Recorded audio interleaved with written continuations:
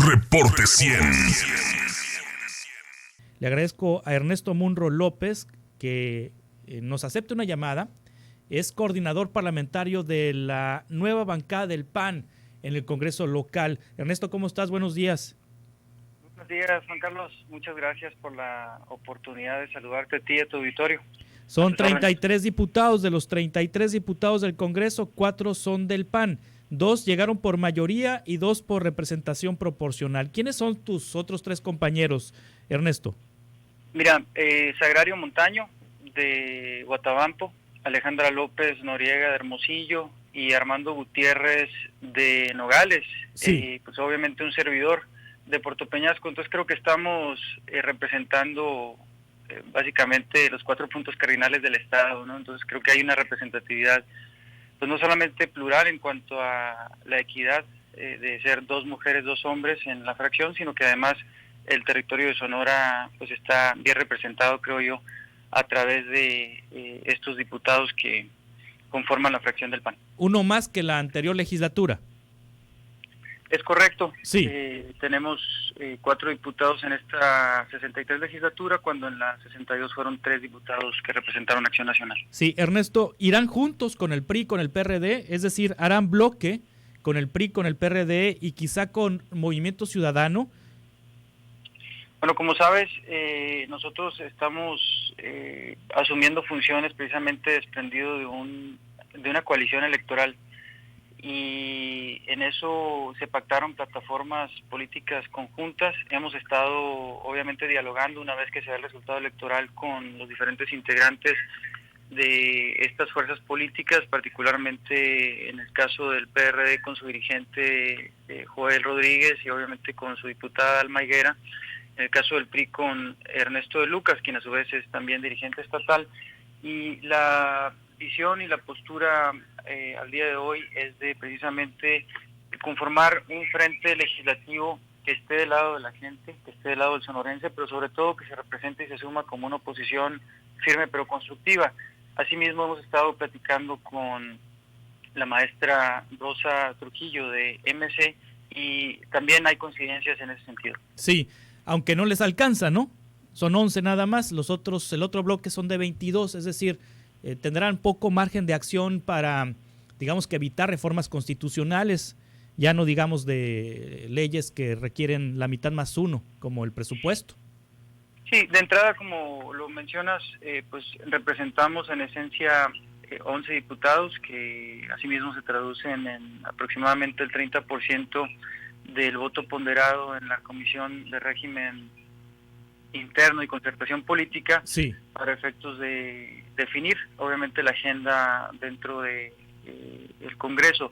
Sin embargo, también hemos encontrado áreas de oportunidad y coyunturas que pudieran llegar a unirnos con otras fuerzas políticas, precisamente en los temas de interés colectivo, no necesariamente de visión o dogma partidista, sino más bien en los temas que le importan al Congreso y obviamente a la sociedad sonorense. Por ejemplo, ¿qué temas, Ernesto Munro, crees que puedan tener ustedes el respaldo de partidos de la coalición Juntos Haremos Historia? Bueno, de entrada se están analizando temas de una coyuntura inicial, como por ejemplo la propuesta que he estado pues no solamente escuchando en medios de parte no solamente del diputado presidente de la Cámara, sino también de algunos actores del gobierno electo para ejercer funciones a partir del 13 de septiembre de este año, en lo que respecta al Ejecutivo del Estado. En cuanto a la posible retroactividad de una ley que fue aprobada con carácter de reforma constitucional en el año 2018, está también analizándose la idea de un posible recorte al presupuesto del Congreso del Estado, la modificación a la estructura orgánica del mismo, pero así también pues hay algunos temas que han vertido, cuando menos en el caso de una entrevista que me tocó escuchar, creo que contigo, del presidente de la Cámara, en donde hace recomendaciones a algunos puestos pues que han sido aprobados con la formalidad de ley, como el caso de la Fiscalía General del Estado, del auditor mayor del Instituto Superior de Auditoría y Fiscalización, entre otros, que igual, otra vez, están en las mesas de discusión, se están ponderando, están en, obviamente, análisis, se pretende que se incluyan en las mesas de discusión y debate para que pues no se tomen decisiones precipitadas, que no haya albazos legislativos y que obviamente estos se den en consenso y en común acuerdo con las diferentes fuerzas políticas que tienen una representación en el Congreso, atendiendo a que todos fuimos electos, valemos exactamente lo mismo dentro de esa conformación y sobre todo que representamos las voces y la pluralidad de los sonorenses. Sí, de hecho, bueno, Jacobo Mendoza ayer en este espacio de noticias invitó a la reflexión a la fiscal de justicia, al titular del ISAF y al presidente del Supremo Tribunal de Justicia de si deben continuar o no en sus cargos y le pregunté que si les estaba solicitando la renuncia. En el caso de la fiscal dijo que sí, que él consideraba que debía renunciar.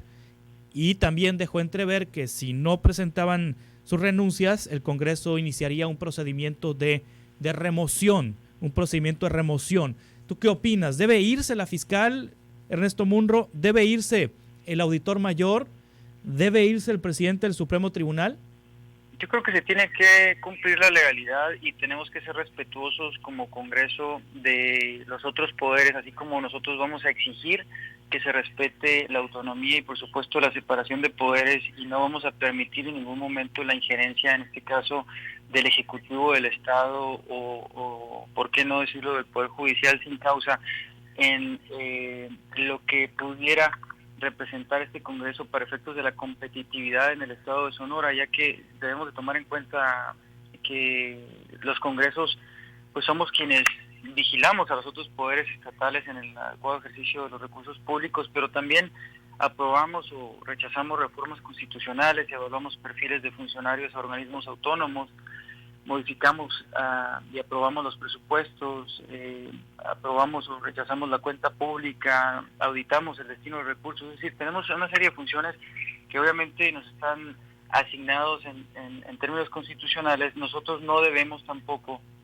de invadir ni tampoco de inferir en lo que pues deba de ser el ejercicio oportuno y conforme a derecho de los otros poderes. En ese sentido yo te diría, se tiene que cumplir la norma, la legalidad. Nosotros vamos a estar obviamente a la expectativa y en defensa precisamente de que no hay una afectación a los derechos políticos absolutamente de ningún servidor público sin que haya pues mediado garantía de audiencia, el debido proceso, y pues vamos a estar vigilantes de que se cumpla la ley. Otra vez, yo no exigiría en este momento la renuncia de nadie porque no me corresponde, porque no creo que el Congreso sea el facultado para hacerlo si no hay otra vez una causa que acredite pues un indebido ejercicio de la función, y siento más bien que el tema se está desviando con una connotación eminentemente política para que mediante esa presión de lo que se puede asumir como una fuerza dominante actualmente en términos de Cámara y por supuesto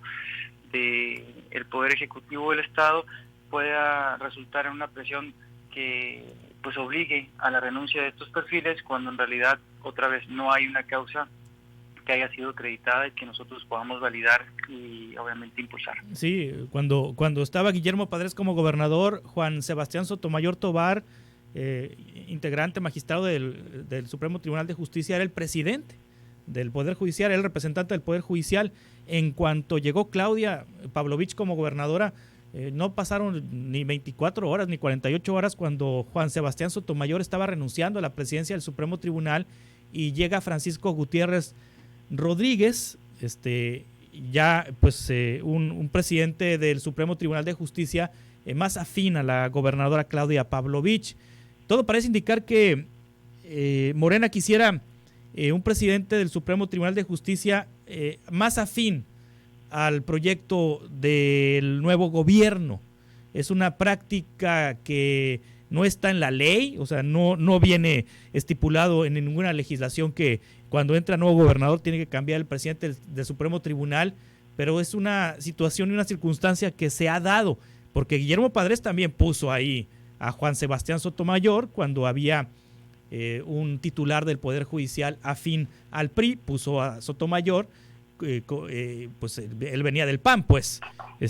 La misma práctica quisiera implementar Jacobo Mendoza, por lo que nos dijo ayer. ¿Qué opinas de esto? Yo creo que pues precisamente contra eso es contra lo que debemos de hacer bloque y frente, debemos de luchar contra las prácticas que en el pasado nos han demostrado que no necesariamente permiten un ejercicio plural, democrático, e independiente y autónomo de los poderes.